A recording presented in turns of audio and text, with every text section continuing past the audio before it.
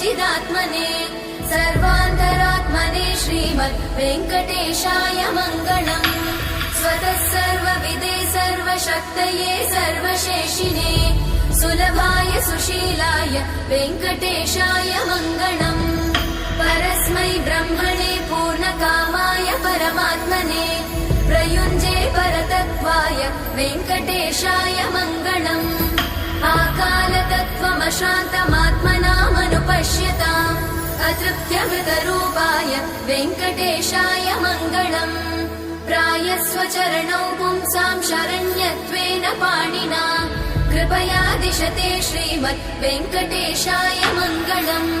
दयामृततरङ्गिण्यास्तरङ्गैरिव शीतलैः अपाङ्गैः सिञ्चते विश्वम् वेङ्कटेशाय मङ्गलम्। स्रग्भूषाम्